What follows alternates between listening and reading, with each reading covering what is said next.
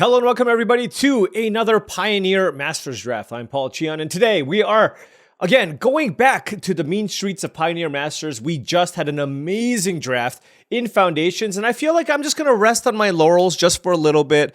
Was that a clean 7-0? I don't remember. We had an amazing Dimir control deck, so now I want to go back to Pioneer Masters and mix it up just so that we can let that trophy simmer just a little bit here. Now, before I get into this draft, I just wanted to say that this video is brought to you by TCGplayer.com. Check out TCGplayer.com for all your TCG singles and sealed product needs. Whether you need to pick up a box of Foundations or some singles to round out your constructed decks, check them out. Make sure you click that affiliate link in the description below before making any purchases. Additionally, check out HeavyPlay.com for premium Magic the Gathering supplies and accessories. If you want top-of-the-line deck boxes, playmats, sleeves, life pads, and more, go to heavyplay.com/paulcheon for 10% off your first order. I'm going to try my best not to fall asleep during this draft. I just had a burrito the size of my head, and so that might be kicking in soon. We'll see. Alrighty, it's been a bit. It's been a minute since I've drafted Pioneer Masters. Let's open some. Oh! I didn't even know you can open this card. Well, this card is absolutely bananas. Whisperwood Elemental, 5 mana 4/4/4. At the beginning of your end step, manifest the top card of your library, which basically means 5 mana 4/4. Look at the top two cards at the end of turn and make a 2/2 every turn. And you can sack this until end of turn. Face up non-token creatures you control gain. When this creature dies, manifest a top. 5 mana for a 4/4 that makes a 2/2 right away every single turn. I'm gonna take. Triplicate Spirits is great. Fellstinger is fine. Denrova Horror is fantastic. And then at common, we have Obnixilus's Cruelty, which is far and away the best common in the set. But Essence Scatter, Compulsory Rest can be on the similar level, along with Clutch Occurrence and the Gnarlback Rhino. But look, this card is simply just too solid. Let us take Whisperwood Elemental. It's a mythic too. When in doubt, take the sweet rare. That's my approach to this format, and it hasn't failed me yet. And hopefully it doesn't fail me moving forward. All right, what do we do here? Well, the safe thing to do is just take Boon Satyr. If I want to be aggressively slanted, this card can be pretty good. It also acts as a nice combat trick. So that's kind of what I'm looking at. I don't necessarily want to just go white into Smiter. At common, I do like the Liev Sky Knight. Boundary Lands Ranger is also fine, but I don't think it's better than Boon Satyr necessarily, and it puts me in a second color. There's also the Ubulsar Gatekeepers. And this card can be fine if you do end up in the Gates deck. But let's just take the Boon Satyr for now. I do feel like the Gates deck is likely overdrafted. So I'm going to just take the Boon Satyr here. If I'm a Gate deck, I'm probably going to be green base anyways and see if a payoff shows up. And well, a payoff showed up.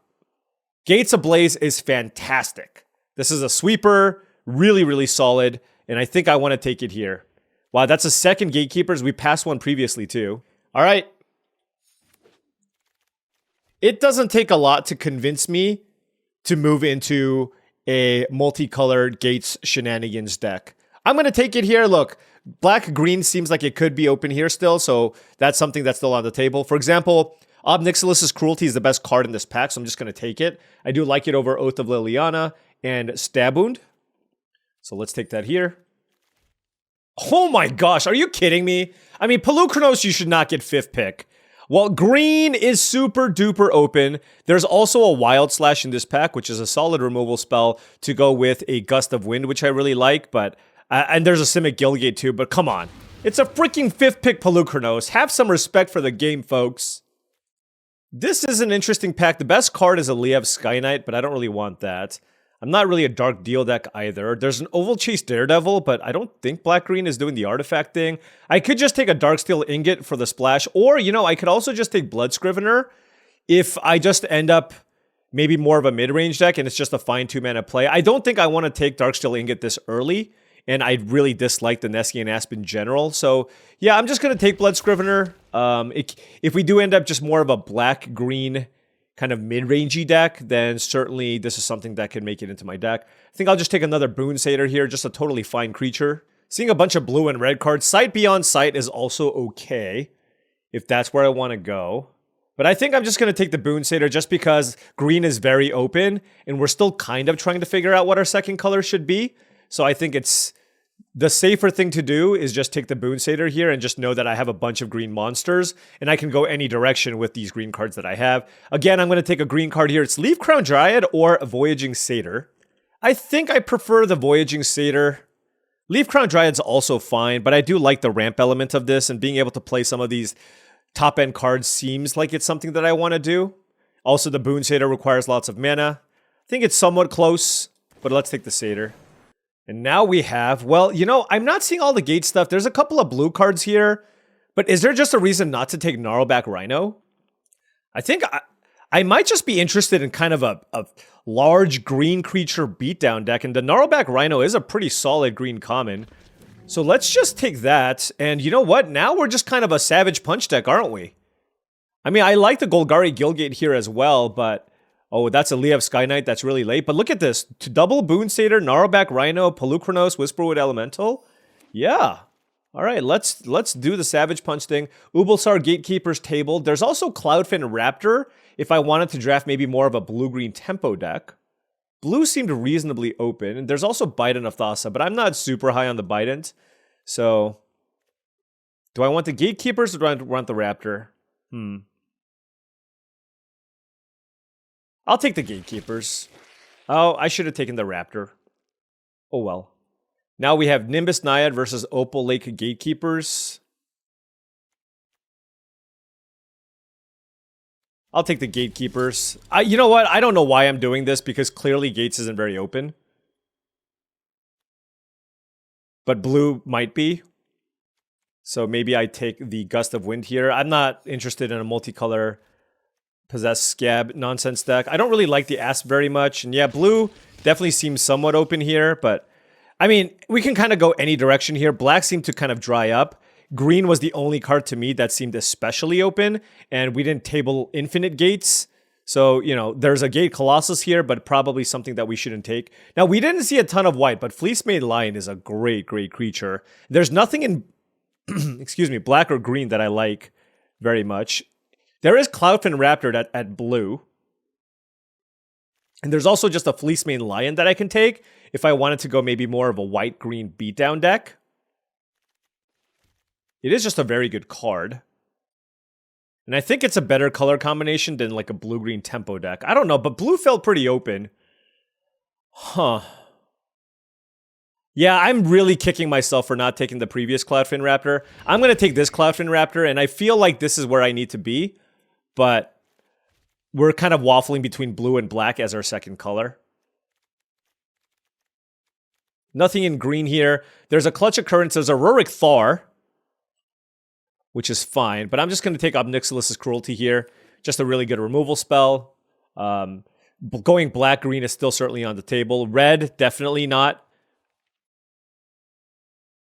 And now we have this pack. Tomebound Lich is very good, but I don't want to double splash for it. Undead Butler can be good if we do end up kind of more of a black-green graveyard-based mid-range deck. There's also Brood Monitor, and there's also Goreclaw. I want to try this card. It says, creature spells you cast with power 4 or greater cost 2 less to cast. So if you ever untap and just get to go off with this, that seems like it could be pretty nice. All right, I'm going to really lean into just beatdowns here. Let's just beat down. Can we go mono green? I don't know. Or like green with Obnixilus's Cruelty, who knows. Here we have another Savage Punch. There's a Black Bloom Rogue, Hero of Lina Tower. I'm just going to take Savage Punch. This just seems like a great Savage Punch deck so far. And I want to keep it that way. Oh, there's a Clear Shot. All the fight and bite spells. But Clear Shot specifically is very, very good with the Gnarlback Rhino. And now this is interesting. Catacomb Sifter is very, very good. Oath of Nis is fine, and so is the Voyaging Satyr. So a blue seems to be kind of drying up. Catacomb Sifter is just a really solid card. So let's just take that. And Obnixilus's Cruelty is certainly better than everything else that I'm trying to do. But noting that this is a different take on black-green, I am not really looking to do the graveyard thing so much as I'm just kind of more of a green stompy deck with some black removal spells. I think that's going to be the approach that I take here. Crypt Incursion. I don't think I care about that. I'll take Devour Flesh in case I need it. Not the best removal spell, but it can do in a pinch. And next pack. I love Chromanticore. I think this card's awesome. Sadly, I can't take it. I just don't have the mana for it. I'm just going to take Experiment 1. Like I said, this is looking more like a deck that's looking to curve out and beat down. And Nemesis of Mortals is better when you're doing the turbo self-mill stuff. And I think I'd rather just have the 1 mana card here to just kind of ramp curve out. And then now I'll take the Golgari Guildgate here, I think, just for mana considerations. There's also, yeah, we're not doing the Gate Colossus. There's also Pilgrim's Eye, which can be fine, but the body is kind of weak. And I think I just want the Guildgate here instead. There's Commune with the Gods. That's a late Heliod's Pilgrim and Clutch Occurrence. Is there any world where I want Rurik Thar? I'll take Commune with the Gods. I mean, maybe there's a world where this is something I'm interested in playing. All right, these are the 15 cards that I like. Devour Flesh and Commune with the Gods are cards that I can maybe consider. But this seems like a decent start. I do need more decent 2-mana plays here just to be able to curve out nicely, just because we have so many large monsters here. And like I said, the game plan here is play giant things and then just kind of win just by sheer rate on cards. I do like Undead Butler though. ETB mills 3, we have a lot of creatures in our deck, and we can use it to get back some of the other cards in our deck, so I do think I like that. And now there's Supernatural Stamina, Pulse of Mirasa, and Hero of Lina Tower. I'll take the Stamina, but I don't think that I want to play any of these cards. That's a late Heliod's Pilgrim, wow. Heliod's Pilgrim is great. I don't know what's happening here. Yeah, I mean, Pack 2 was certainly much weaker. For whatever reason, we didn't get that much green, I feel. Whereas in Pack 1, we were getting 5th pick Polucrinoses. So hopefully this last pack is the pack that helps us out a lot. Here I will take... Well, there's nothing really that great for us specifically. There's another Gates Ablaze here if that's the direction we want it to go. I think I'm just going to take Calling Ambush as a spell land. It's another fight effect, which is okay, but... I just like the fact that it acts as a spell land. Here we have... Ooh, Zathra Necromancer is fantastic. How many humans do we have? 1. Uh-oh. Okay, we don't have a lot of humans. Maybe Seed Guardian's better. I mean, this is just a 3-drop, though, and it replaces itself, and there is a world where I get other humans into my deck. I'm still just going to take the Necromancer. The thing is, you can't go too wrong with a card like this. You can never go too wrong. Here, I'll take Ruinous Path. Great removal spell. Kill something in the late game. You can also just use it to pump up your land. So certainly would like that over Silumgar Butcher. I do like Dragmangler a lot too. I think there's a decent chance that that card could table though.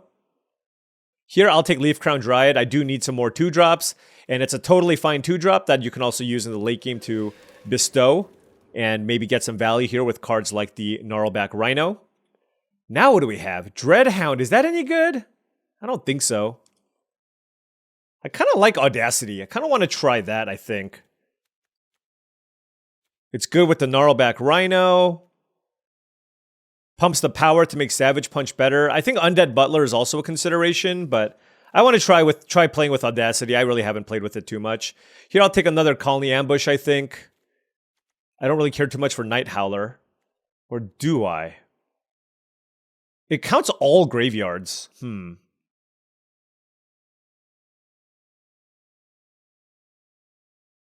know what? Let's try it. Let's try the Night Howler. Here we have... Oh, District Guide? Sure. This is just a card that's always going to be in your deck, so happy enough with that as well. Is it a human too? No, it's an elf. I just have no humans for this Necromancer, unfortunately. We'll note that my deck doesn't really seem to have a ton of synergy. I just have some removal spells and some creatures. And I don't know if that's good enough to be successful in this format. I really don't. So we'll see how this goes. Oh, well, Lifebane Zombie is great. So I'm going to take that. All right. So I feel like we were probably in the right colors. This is a 3-mana 3/1 with Intimidate. And if my opponent just playing green or white, if you just get something, it's so strong. So very, very happy picking that up. This pack has nothing. I guess there's some blue-white cards here for that could have been okay. Aspect of the Hydra, I just don't think is a combat trick that I'm going to want to play. Seed Guardian, though, is pretty solid. I will take that over Courier's Briefcase. This is a nice reach creature that replaces itself. And now I'll take Dragmangler here over the Leaf Crown Dryad. Just a nice, aggressively statted creature. Here, I don't really care for Gurmag Angler. So I think I'm just going to take Pilgrim's Eye. And now we're like pretty heavy on creatures. So I don't actually know what I'm going to cut here. We have a lot of cuts that we need to make out of what we have in front of us. And I kind of like most of these cards. Another Colony Ambush is nice. Probably don't want Dreadhound. Probably don't need Pilgrim's Eye. This is a human. I kind of want some 2s.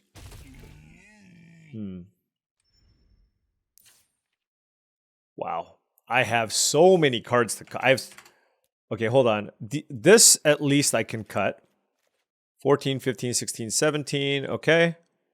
And I have a Leaf Crown, a Voyaging Satyr, and a District Guide, so... Normally, I like to play 18 lands with the double Colony Ambush, but I think this is fine, given that we have the Voyaging Satyr and the District Guide here. Still need to cut 4 cards here. Let's get rid of Devour Flesh. Let's cut maybe a Stamina. It does feel like this deck maybe didn't quite get there on the aggressive angle. So maybe I don't want to lean too heavily into that. I don't know that if I have enough self-mill for some of these some of the graveyard cards. Like Audacity also I'm not sure that I want. I think I want the Savage Punches just because it does feel like I have enough 4-power things.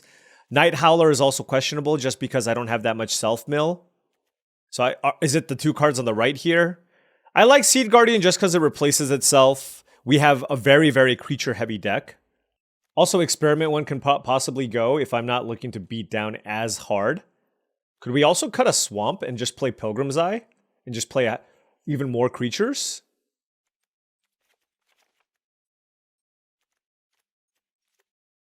I mean, Pilgrim's Eye is always just a good card to play, right? Alright, what do we have in the sideboard here? I don't care so much for the Stamina. I feel like I have enough interaction where I don't need Devour Flesh. This does self-mill. Is that good? Maybe. Do I just go all in on this self-mill stuff? Even though I don't have that much self-mill, when anything dies, they lose a life. Could do something like this. I still need to cut 1 more card here, though. It's probably a 3-mana card. Look at it. I just have so many 3s. No, let's just cut the Pilgrim's Eye. Although the thing is that even if I cut the Pilgrim's Eye, I probably just want to play an extra land, right? What's my color situation? Probably want another green source. Yeah, I probably do want to hit my land drops. And these are 2 spell lands, so 17 plus 2 spell lands is fine. Still need to cut 1 more card here, though. I think it's going to be the Night Howler. It just doesn't do anything on turn 3, and I feel like I have enough other ways to just pump my thing, so... Yeah, why don't we try this? Black-green mid-range. Not really what I had in mind when I first started the draft. I wanted to be more aggressive, but... You know, sometimes you end up with decks like this, and we'll see how it plays out. All right, now before round 1 starts, I just wanted to say that if you've been enjoying this content and wanted to support the channel in another way, my Patreon is the best way to do so. That's patreon.com/paulcheon. And I do want to give a shout out to all the patrons. Thank you so much for your support, as it really does mean a lot. Access to the Patreon will give you access to my Discord channel, which I do believe is a really great way to up your limited game. We have channels for trophy picks, what's the pick, draft logs, all kinds of great resources there to help you improve as a limited player. All right, this Golgari mid-range deck. How high am I on this deck? I think it's okay. I think it's just okay.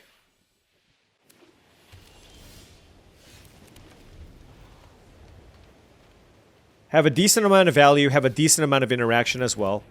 My creatures come into play tapped. That's lame.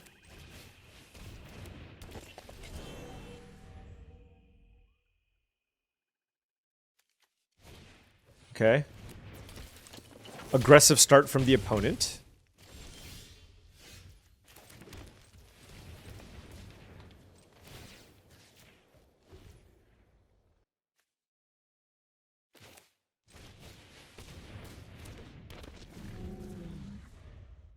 That's actually really annoying. It just does a lot of damage. But they did miss a land drop, so that's good for me. Acroin? Whatever. The Crusader.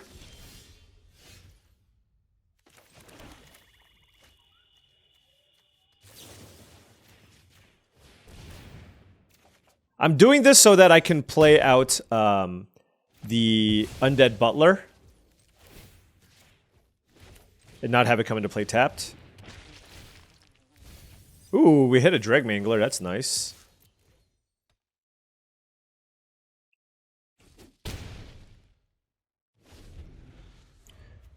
Man, the Gnarlback Rhino is so great in this deck with all of our various bite effects. Gnarlback Rhino plus Savage Punch. Very nice. We got the Dreg Mangler as well and the Clear Shot. If you're going to spend your turn to use a combat trick on the Crusader, so be it. Use this to get back a Dreg Mangler.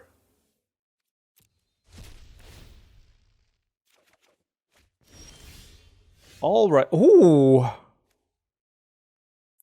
Wow, that's super interesting.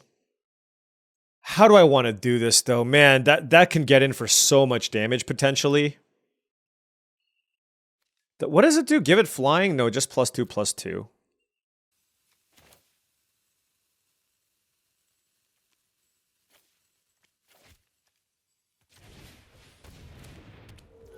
All right, we're going to slow it down just for a little bit here, because Artful Maneuvers on the stack.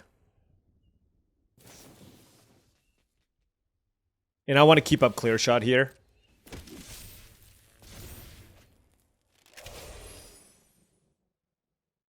I mean, my hand is fantastic. All right. They could find... Oh, Heel Cutter. Hold on, I got to think about this. Okay, so they dashed that in. So we should certainly just kill the Heel Cutter before it can attack.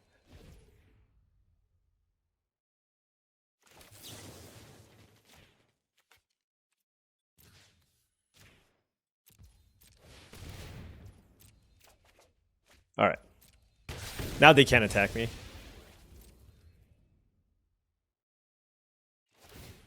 Good. Whisperwood Elemental. Wow. Well, that means I can get a pretty free attack in with the Rhino. Because we just play this and we manifest. Alright.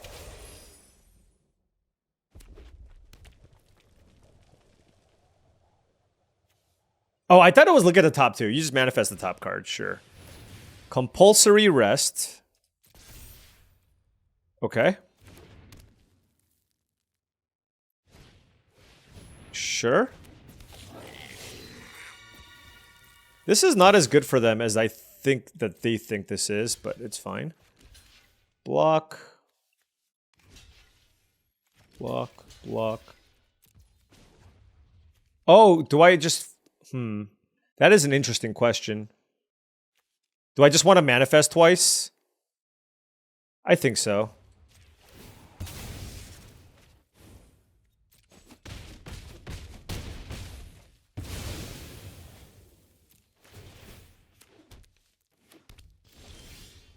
It feels too strong not to do that, but I'm not 100% on that line. 4, 5, 6, 7, 8, 9, 10, 11.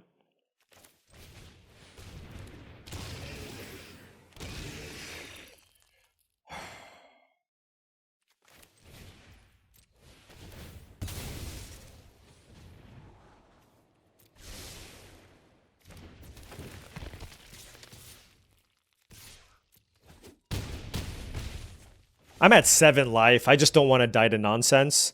So I'm just going to get them down to 3 here. Yep.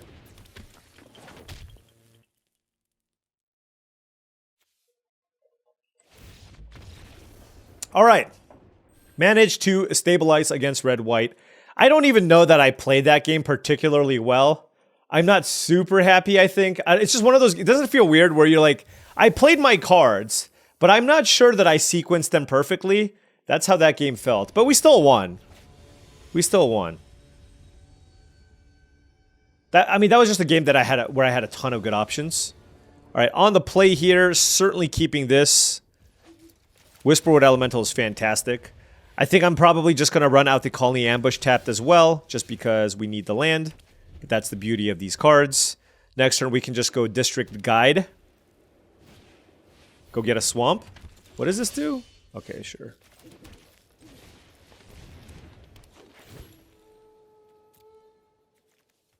Let's go get a Swamp, and then we can play Goreclaw and just hope that it sticks around.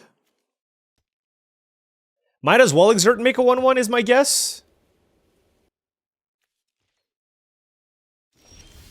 All right. There's a Leaf Crown Dryad, but we're just going to go with...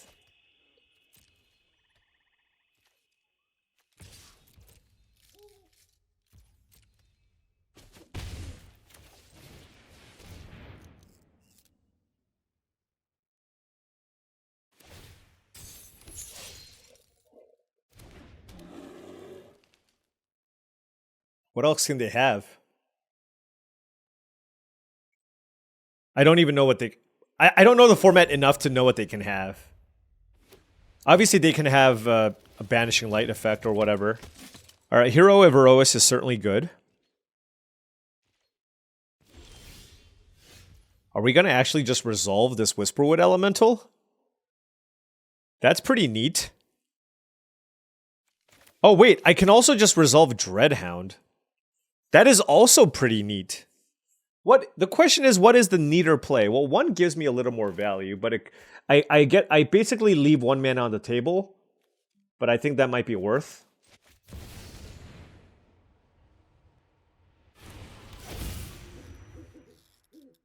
All right. No need to attack into the open mana. We'll just pass.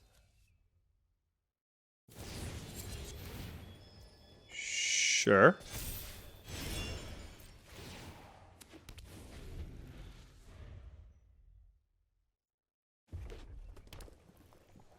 So I just have to be careful of this Hero of Erois. Swift Reckoning. Oh, okay. Well, I guess we'll sack this. And see what they do. I mean, our hand is still pretty value-oriented, right? They don't really have a good attack here. So that's good. When this attacks, each creature you control power 4 or greater. So this becomes a 5/4 when it attacks, which is pretty nice. But do they have good blocks? I don't think so. Like, if they double block with the 2 creatures on the right, that's not great. They can double block with Tactician plus Steward of Solidarity, but that's simply just a trade. Alright, let's attack with Goreclaw. With all this open mana and them being at 18, I just think it's really hard for them to block. Yep. And the nice part about this is we just got them down to 13. And now we play the Dreadhound here. If we mill some creatures, they take some damage. Alright, they take 1.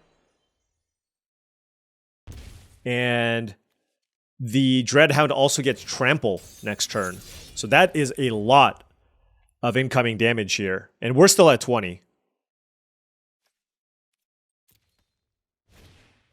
Boros Reckoner. Okay. Alright, that's fair. That's fair. We're just going to be playing kind of a slower game here, given what's happening right now.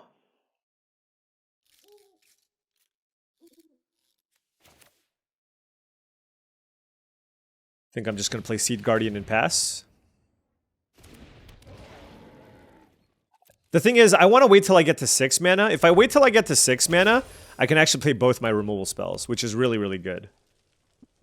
If Seed Guardian dies, I still make a 3/3 creature here, which is really nice. I can even use the Bestow on the Leaf Crown Dryad to give something else 4 power. And if I do, then they will also get the pump effect from the Goreclaw, if that's what I want to do. What does this do?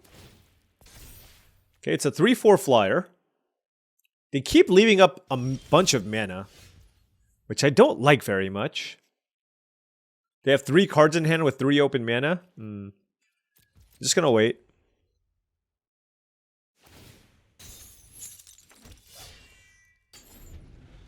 Basically, I want to start things off with the safest thing, which is just casting up Nixilis's Cruelty.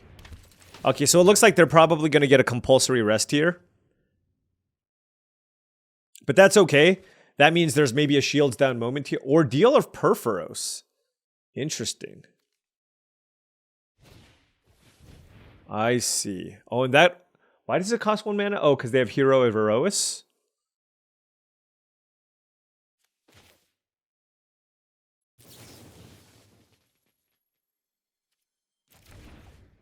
Huh.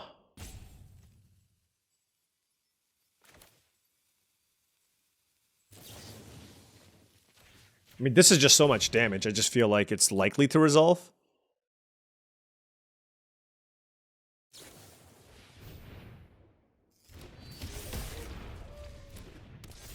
Okay.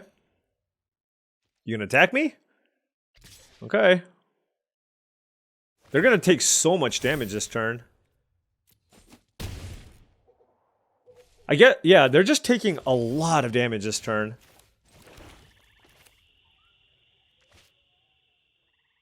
I gotta think about this, but they're at 12 life.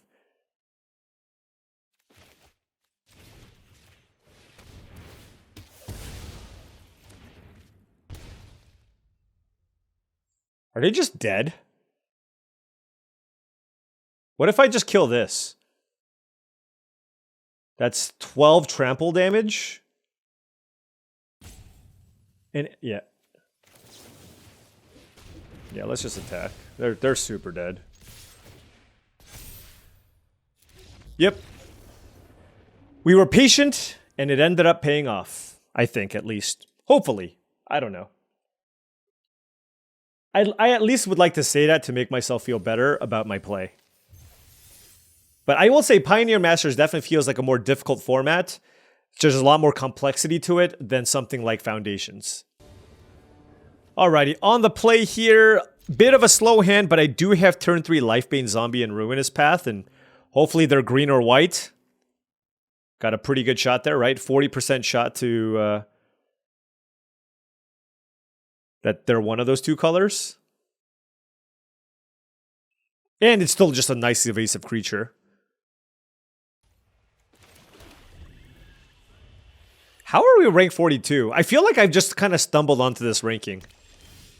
I haven't been playing a whole lot, relatively speaking. It's just been these daily videos, but I guess we've been running pretty hot. Man, this is unlucky. We played... literally, they played turn 2 Undead Butler. They played turn 2 Undead Butler, and I have Lifebane Zombie. It's just the absolute worst situation here. I guess I get information? Ugh. What if they randomly have a green or white creature in their hand? You never know. Okay, they didn't. As expected. Darn. Alright, so we're playing against Dimir Control. This is probably the worst Lifebane Zombie has ever been.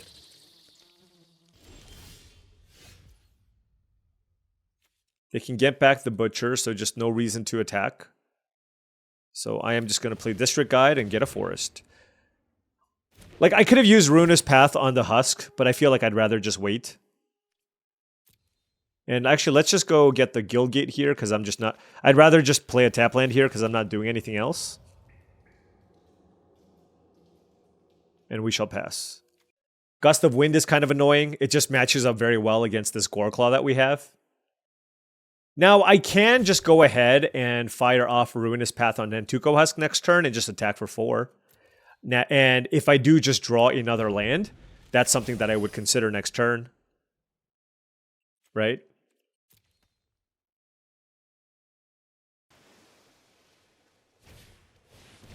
Bouncing the Lifebane Zombie. Okay, that's fine. Well, now that they got the Gust of Wind out, I think I just want to go ahead and play Goreclaw here and just pass. This allows me to play the Dreadhound at a discounted rate, which is really good. Although I imagine that they're going to be looking to cast... Oh, man. Possess Gob to get back Cruel Revival is really good.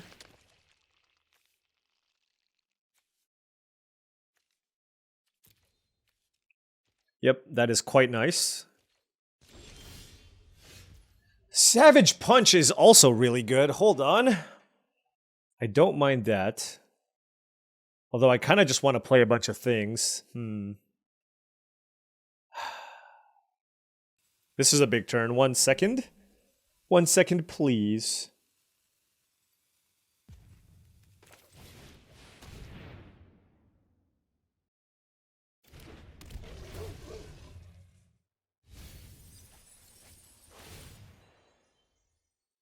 Now the question is,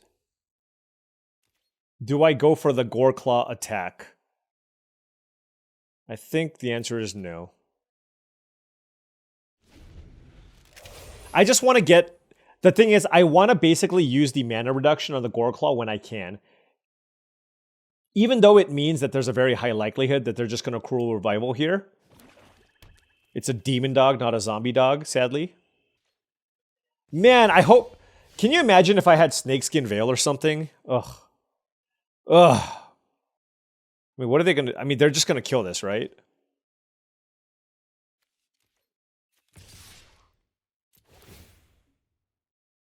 That might have been a boo-boo there from the opponent. You just...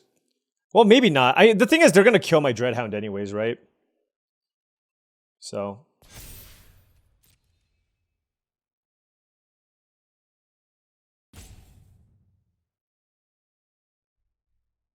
I guess I kind of want to play this.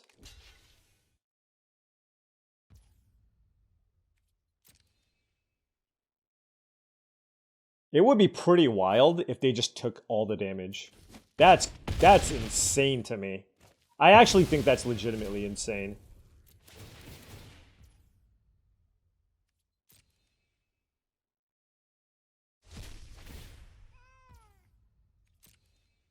But, you know... Whatever. I guess it still works for them. Yeah. I just don't... Wait, what are you saving Cruel Revival for? Are you trying to get the loop going? With the Possess Scob? Like, I don't know.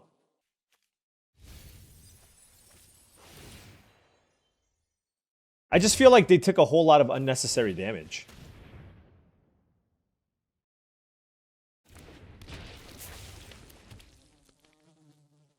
So now they probably want to kill the Dreadhound, but they're at 6 life. Oh, they must have a sweeper. Wait, no, they died to a sweeper. They died to a sweeper, right? Dreadhound just deals 6 damage to them. Yeah, I'm trying to understand what happened. They have to have something good here. Dreadhound's gonna die. Yeah, they use Cruel... Wait. Okay. Yeah, that was just straight. You line up the what is it? One of those footballs, and you just kick it as far as you can. That's what that was. Like if they Cruel Revival my horse, they take like 10 less damage, and then you just play the control game, and you probably just beat me on attrition. It's not like my hand was that strong. All right, 3 swamps, 4 green cards. You know, I like to keep a lot of hands. 1 forest, I keep this, man. But I got to throw this one back. And now it's the all green cards, all black spells hand. Of course, I would expect nothing less. I will keep this, and I will bottom Dreadhound.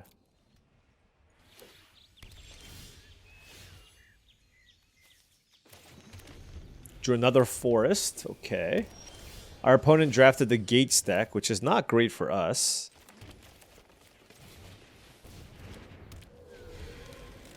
A good Gate Stack is just going to beat my somewhat middling Golgari deck every time. Every time. Especially when they're on the play. We just don't have nearly enough pressure.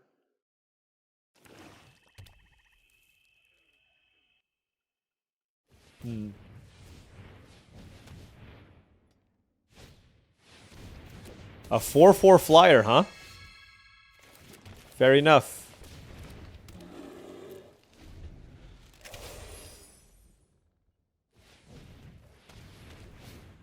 Catacomb Sifter. What? Yep. Fair enough. Okay, so Black Source would be nice just to kill the Skyrider Elf. Another Obnixilus's Cruelty is not so nice.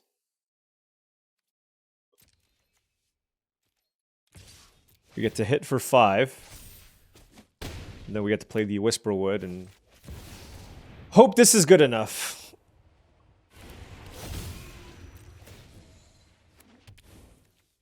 No, well, it's a Black Source, but it coming into play tapped is pretty bad based on this board. So, they didn't have a follow-up land there, but it does... Oh, read the bones? Okay. Man, I just need... Oh, they topped. Okay, so this is a land. It's a tap land. No. Compulsory Rest, maybe?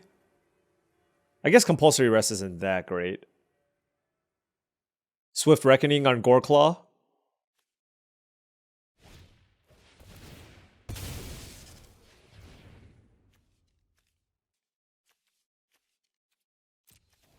Does this, like, hold on, do you need to just have any...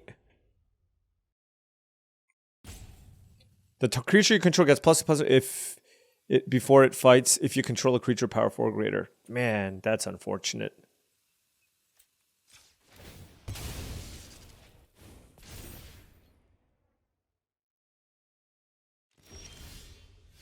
All right.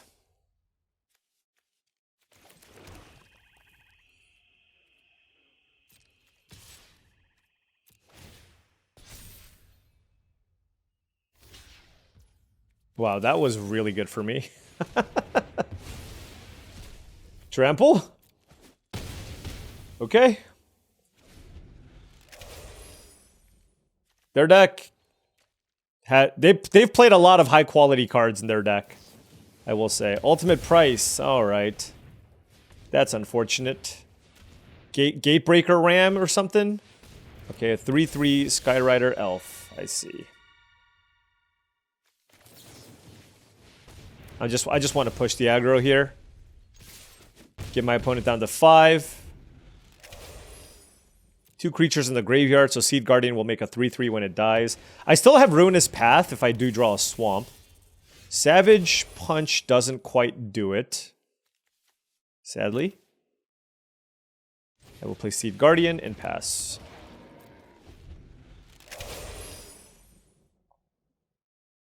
But Basic Swamp will. Basic Swamp still will.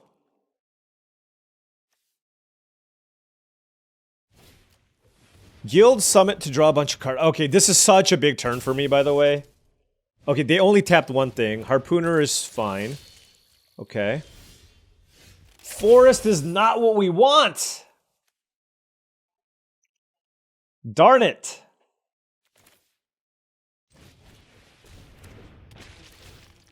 Okay. Oh, Dragmangler. How many creatures is this? 1, 2, 3. So I make a 5/5. They're at 5. So I Savage Punch. Kill the Harpooner. Then attack with everything. Seed Guardian replace... They have to block Seed Guardian. And then Seed Guardian turns into something that's actually bigger. And they go to 1. And I have 4 creatures in play with Dragmangler available. It's not terrible, right? It's not a terrible situation to be in. They need a pretty big comeback card here. And wow! Their deck was way better than ours. All uncommons, good mana fixing, gate nonsense. I mulliganed into an all... Whew. I don't understand. Yeah, that double block I think was pretty bad on their side. That one turn. Like you just put the 4/4 in front of it and hope for that trade.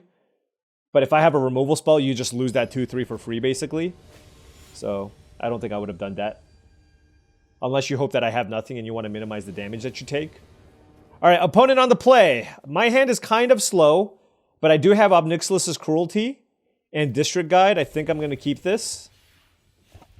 We don't have a million 2-drops in our deck anyways. Another gate here from the opponent. Maybe they're just Gruul. I don't know if... Oh, no, they're the gate stack. Yeah. I will say, that is the one thing with this format. It's novel at first, but it does get kind of old if everybody is doing the gate thing. You know what I mean? Like, it's not... This happened in other formats too, where all the top players recognize that there's a certain strategy that's really good, and everybody ended up going that same strategy. I believe this was... Remember when Blue-Black Zombies was the best archetype a couple of years ago? What format was that? It was a format where there was an Organ Hoarder, 3 blue, 3/2 ETB, draw a card basically. And everybody just went zombies, and it was just really dumb. Oh, I messed up. Okay, my play was really dumb. Oh my gosh, that was extremely bad. Well, now I'm just going to get an untapped land. I should have gotten a Guild Gate here and played it, but now I'm just going to get a forest, I guess. Is this an Essence Scatter? No. Yeah. No, that was really bad. I should have just gotten the Guild Gate. Ubulsar Gatekeepers. Sure. What the heck? Wild Slash? Okay.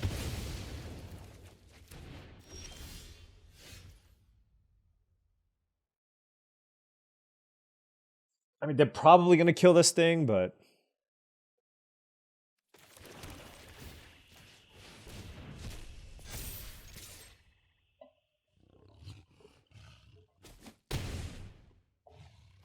Getting them kind of low with a Dreadhound in Dreadhound doesn't seem terrible. It's fine. It did feel like an Essence Scatter, but who knows? Nope. Ooh, we hit 2 creatures. Oh, one of them was a Whisperwood, though. It's one of the better creatures in our deck. Okay, Gateway Plaza. Interesting.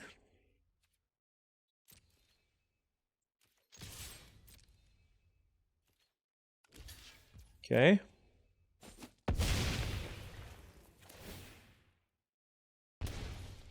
They could have Obnixilus's Cruelty, so I kind of want to play around that. I'm just going to pass.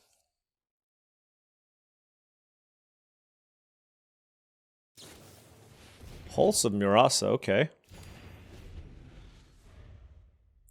That's not especially good. Okay. That's good. They gained 10 life. Holy cow. I'm trying to figure out what I should do here. They're at 22. Let's just kill it. I kind of want to save the Boon Satyr, I think. If I draw a land, it's really good. An untapped land? Okay, that's also really good.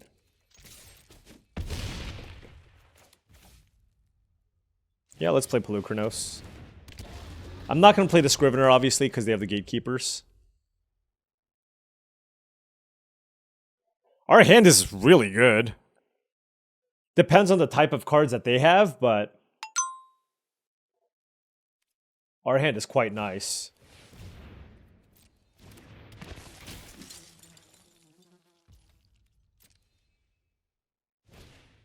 Gates Ablaze. Excuse that sound. Gates Ablaze. Wow. Yep, that's good. Okay. That was extremely good. Alright. Yeah, Gates Ablaze was really good. Another Archway Angel. Okay. Wow, that's a lot of life.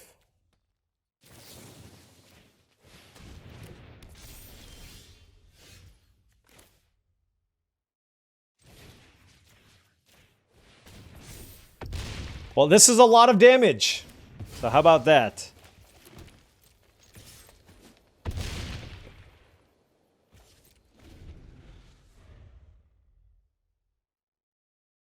We're hitting them for big chunks, and they have all the gate payoffs.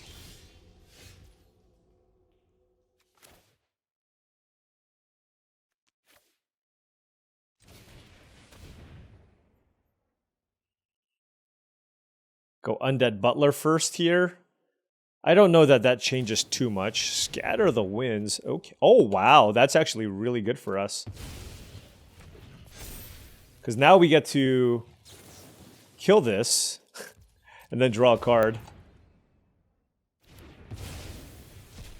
Oh, no, no. I need no cards in hand. Whoops. Yeah, but I'd rather still be able to Ruinous Path Awaken. I think that's just better, so. Chromanticore, that's a good one.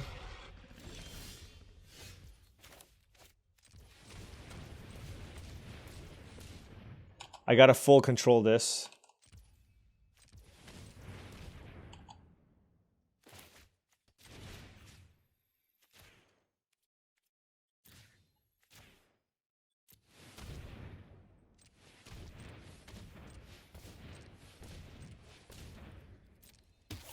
Alright, there we go.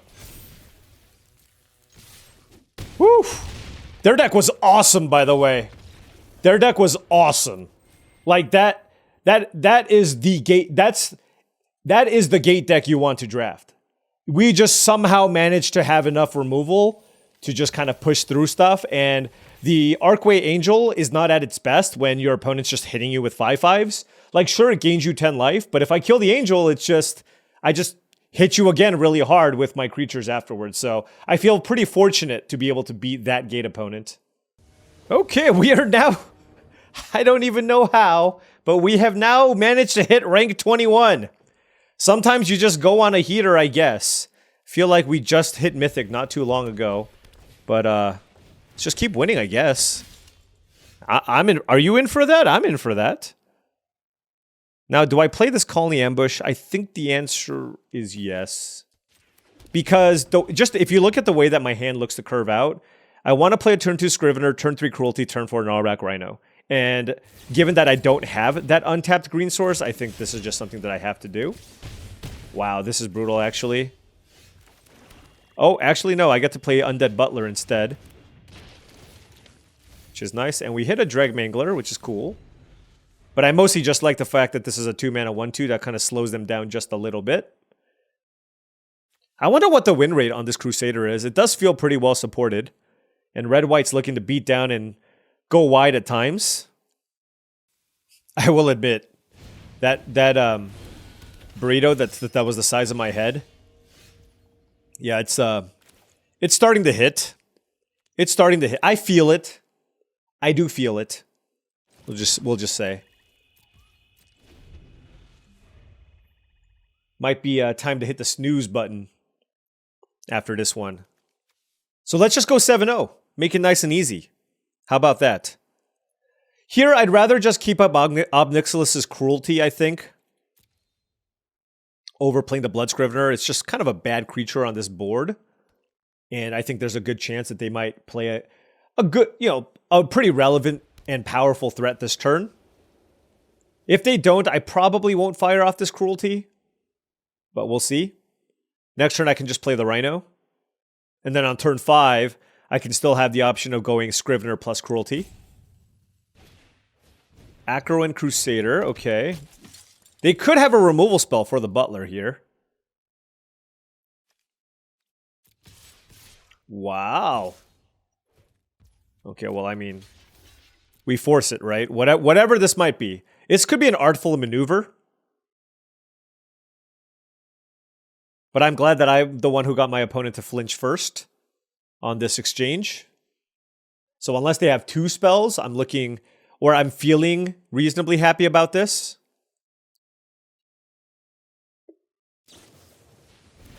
I see. So they're going to pump the offense here and the defense there.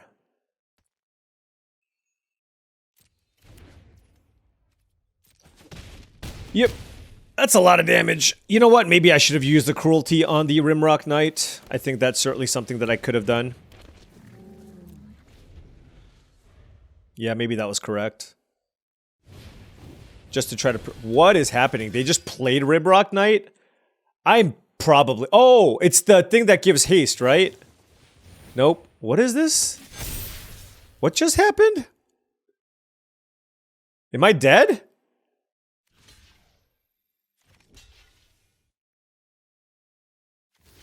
I'm basically dead. Wow. What does this do? Okay, yeah. I mean... Yeah, we're at 1 life. They have 6 creatures. Alright, good beats. Yeah, I probably should have taken, what is it, 3 less damage? So I don't know that that clock would have changed, but it would have made it closer. But that was probably an instance where I should have just fired off a removal spell, but the combination of them having a bunch of ways to go wide and then playing the Phalanx tactics allowed them to just beat me down before I got set up, so really, really good stuff from them. Okay, on the play this time. I will keep this. I have the 6-drop in my hand, which is a little bit sad, but Golgari Guildgate Forest with 2 2-drops and a bunch of 3s is certainly like something I can't mulligan.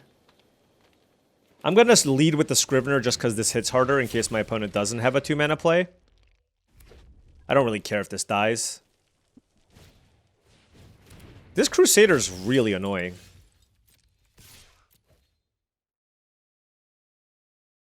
Yes, do it! I'm okay with that. You know what I'm not okay with? You know what I'm not okay with? Missing land drops.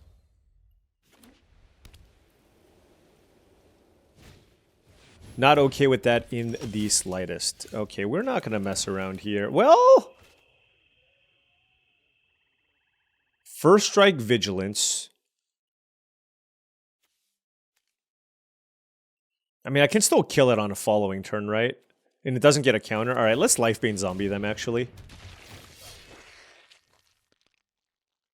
Pia and Kiran Nalar. Ooh, they can't cast it next turn, but if they do, we are in some serious trouble.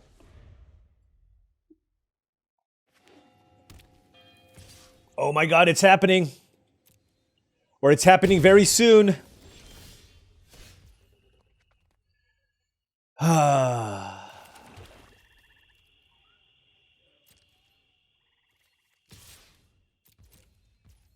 Alright, Pelukronos. It's on you. God, Pia and Kiran Nalar is so good. Okay. Okay. Can't be blocked sub artifact creatures? Come on. So it gets +2/+2. Ay, ay, ay, ay, ay.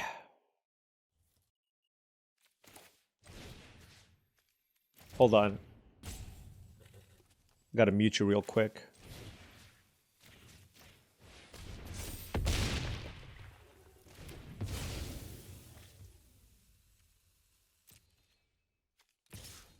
I'll be happy to trade that. I don't want to trade this for a Thopter, though.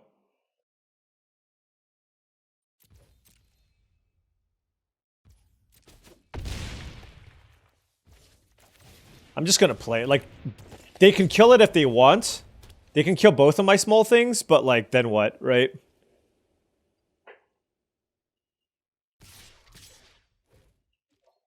I think they're gonna kill both my small things, but then if they do, I think they just die.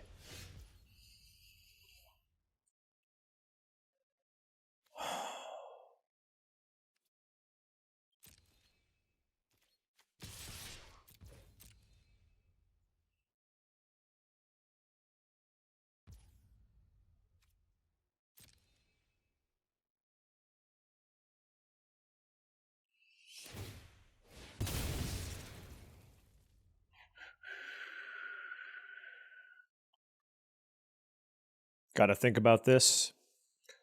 I'm debating whether or not I want to Boon Satyr the Lifebane Zombie. Because if they do, they have to crack this Thopter. I think I will.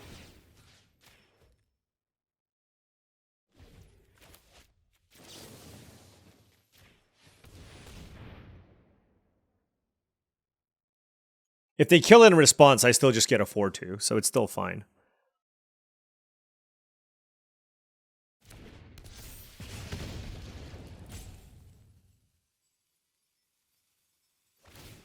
Yep. So the thing is, I really want my Voyaging Satyr to live anyways. And this is still just a really good spot to be in, depending on what else they have. Yeah, that doesn't do anything. Okay.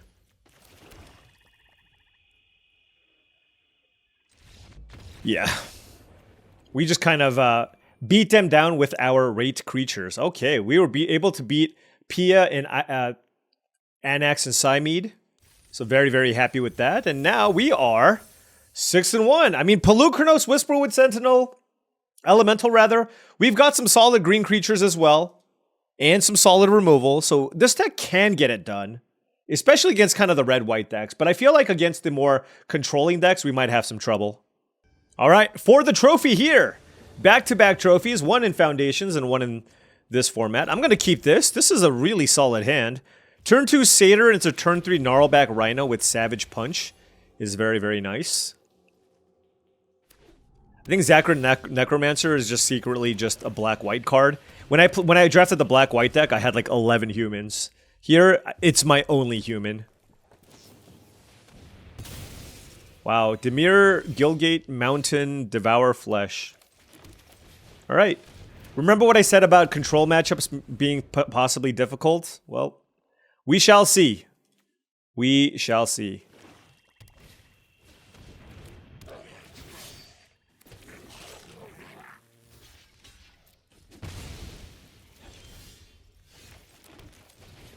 I'm not going to attack with the Necromancer in case they kill my Rhino.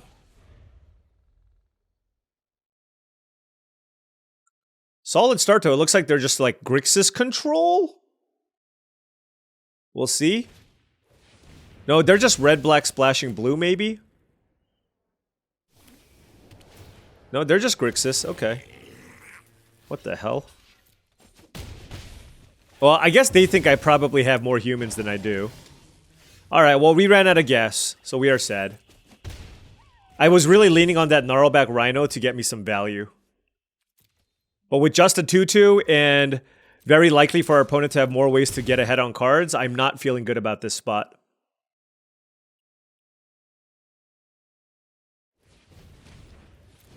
We had a great start.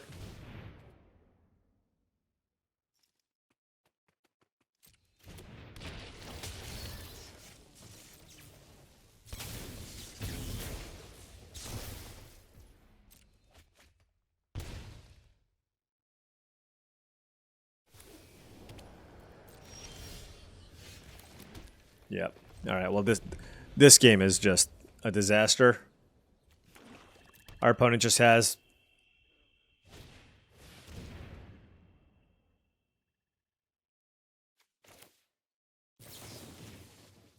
wow, that Night Howler is a big game. Okay.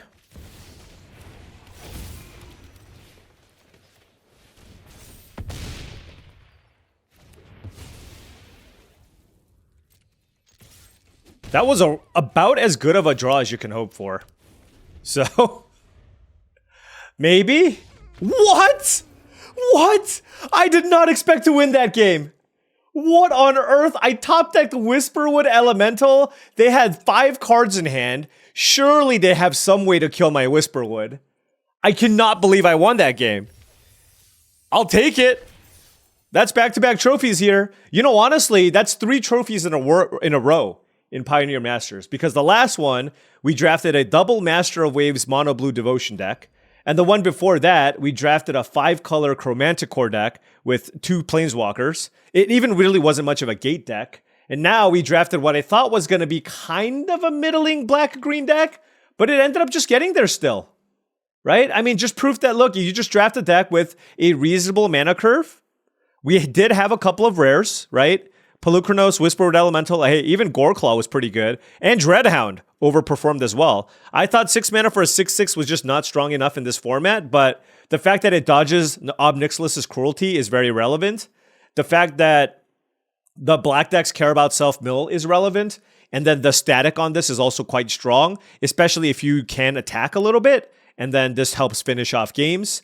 The Catacomb Sifter, Dragmangler, I mean, those are all just fine cards in general. But yeah, I mean, again, this deck didn't look like it was anything special, but we still somehow managed to 7-1. And honestly, a lot of that just kind of comes down to the power level of these 2 green rares that we started out the draft with. I didn't really know what my second color was supposed to be, but we try to kind of keep ourselves open. We had a handful of removal spells. We, let's see. We left ourselves potentially open to like a blue-green tempo deck, but ultimately just landed on black-green, and it ended up being quite fine. It still doesn't feel as good or cohesive as maybe some of the other archetypes in this format. Like when you look at the blue-white flyers deck, you're like, okay, I get it. Everything flies, you're curving out, that's great. Here, it's just, I'm just playing creatures, and I had a lot of quote-unquote good creatures, and I had a bunch of uncommons and rares and such, right? So I felt like the quality of my creatures was high, mostly because I had a bunch of uncommons and rares in my deck with some removal. But I don't know that, I feel like this deck can also just play out pretty underwhelmingly, but I just felt like we just got pretty good draws and were able to pull it off. And guess what? That's another trophy, and we are now rolling here. Look at this. We are rank number 19. I honestly, for this season, you've even seen the way that I draft. I wasn't going to go too hard in December. I wasn't planning on going for rank 1. My plan was to try to just have a chill December and try to draft more for fun.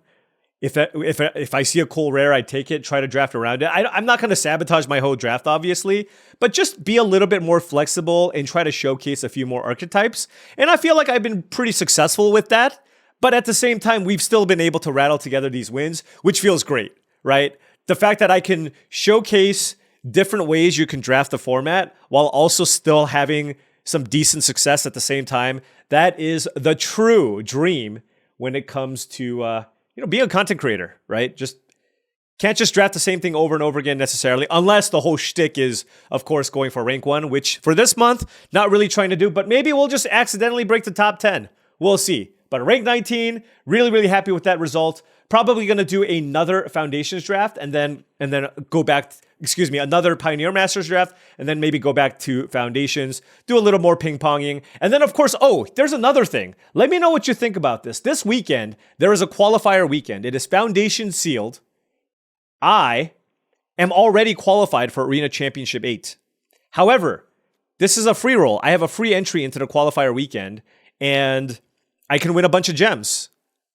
But I could also just randomly dream crush somebody. Should I do it? I can win 5,000 gems. I can win 10,000 gems. I don't actually know. I can win a bunch of gems. So it feels weird. What if I play against a friend? Right? What if I play against a friend who needs a qualification?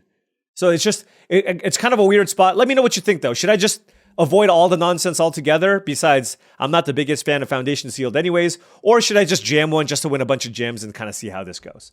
Anyways, food for thought. We'll figure it out when this weekend comes. Anyways, thank you so much for watching, as I really do appreciate it. Make sure you hit that like and subscribe button for more daily videos just like this. If you've enjoyed this content and wanted to support the channel in another way, my Patreon is the best way to do so. That's patreon.com/paulcheon. Additionally, check out tcgplayer.com for all your TCG singles and sealed product needs. If you want to make any purchases, if you want some sealed product or singles at the most competitive prices, check out tcgplayer.com and make sure you click that affiliate link in the description below before making any purchases. Finally, check out heavyplay.com for premium Magic the Gathering supplies and accessories. If you want top-of-the-line deck boxes, playmats, sleeves, dice boxes, life pads, and more, go to heavyplay.com/paulcheon for 10% off your first order. Thank you so much for watching, and I'll see you tomorrow.